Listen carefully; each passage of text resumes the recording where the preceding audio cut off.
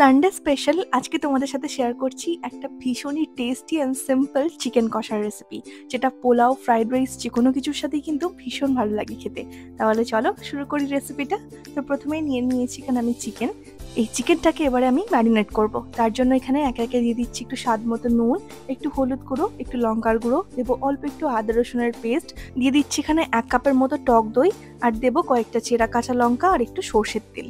এবার ভালো করে চিকেনটাকে একটু সময় ধরে মাখিয়ে নেব।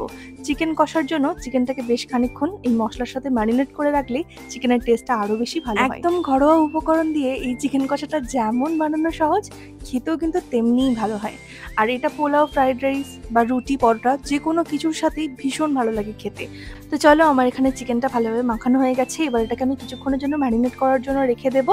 ততক্ষণ আমি একটা কড়াইতে নিয়ে নিচ্ছি একটু সর্ষের তেল। তেলটাকে ভালো করে গরম হতে দেবো। তারপর এর মধ্যে আমি দিয়ে দিচ্ছি একটু গোটা গরম মশলা ফোড়নের জন্য, দেবো সামান্য একটু জিরে ফোড়নের জন্য। এবার দিয়ে দিচ্ছি এর মধ্যে একটু পেঁয়াজ কুচি। এখানে আমি 3টে বড় সাইজের পেঁয়াজ কুচি করে নিয়েছি। পেঁয়াজটাকে একটু নাড়াচাড়া করে হালকা করে ভেজে নেব। তো এখানে পেঁয়াজটা একটু ভাজা ভাজা হয়ে গেছে। এবার এর মধ্যে দিয়ে দেবো 2 চামচের মতো আদা রসুনের পেস্ট। আদা রসুনের পেস্টটাকে দিয়ে আবারও একটু নাড়াচাড়া করে নিচ্ছি। এবার এর মধ্যে দিয়ে দিচ্ছি 2টো বড় সাইজের টমেটো কুচি করে নেওয়া। টমেটো দিয়ে কিছুক্ষণ নাড়াচাড়া করার পর এবার এর মধ্যে দিয়ে দেবো একে একে সমস্ত গুঁড়ো মশলাগুলো। যেমন প্রথমেই দিয়ে দিচ্ছি এখানে স্বাদ মতো নুন, দেবো একটু হলুদ গুঁড়ো, দেবো একটু ধনে গুঁড়ো, আর সাথে দিয়ে দিচ্ছি একটু লাল লঙ্কার গুঁড়ো, একটু কাশ্মীরি লঙ্কার গুঁড়ো, আর এখানে 1 চামচের মতো দিচ্ছি চিকেন কারি মশলা। এটা যে কোনো কোম্পানির নিতে পারো। তো এবার এই সমস্ত মশলাটাকে একটু মিশিয়ে নেওয়ার পর এর মধ্যে দিয়ে দেবো ম্যারিনেট করা চিকেনটাকে এবার এই মশলার সাথে একটু সময় ধরে কিন্তু কষিয়ে নিতে হবে। আর এই রান্নাটা কিন্তু একদম লো টু মিডিয়াম আঁচেই করবো, যাতে একটু সময় ধরে চিকেনটাকে ভালোভাবে কষানো হয়ে যায়।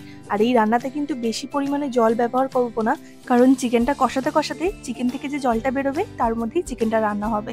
তাই একটু সময় ধরেই কিন্তু আমি কষিয়ে নেব।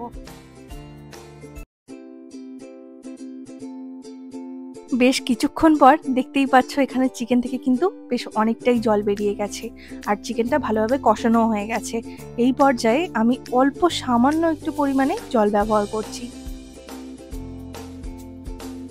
জলটা কিন্তু চিকেনের মধ্যে আমি অল্পই দিলাম। এবার এটাকে চাপা দিয়ে লো টু মিডিয়াম আছে আরো কিছুক্ষণের জন্য রান্না হতে দেবো। 15 মিনিট পর চিকেনটাকে এবার আমি একটু খুলে দেখছি। খুব ভালোভাবেই কিন্তু সমস্ত চিকেনটা সেদ্ধ হয়ে গেছে, আর আমাদের চিকেন একদম তৈরি হয়ে গেছে। এবার আমি উপর থেকে একটু ধনেপাতা কুচি আর একটু গরম মশলার গুঁড়ো দিয়ে নামিয়ে নেব। ব্যাস, তাহলে কত সহজেই তৈরি হয়ে গেল আমাদের চিকেন কষা। এবার এটাকে সার্ভ করার পালা।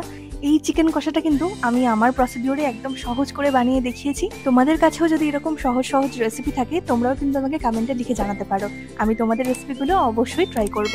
আজকের জন্য তাহলে এইটুকুই। রেসিপিটা কেমন লাগলো কমেন্টে জানিও। দেখা হবে কাল নতুন রেসিপি নিয়ে। টাটা।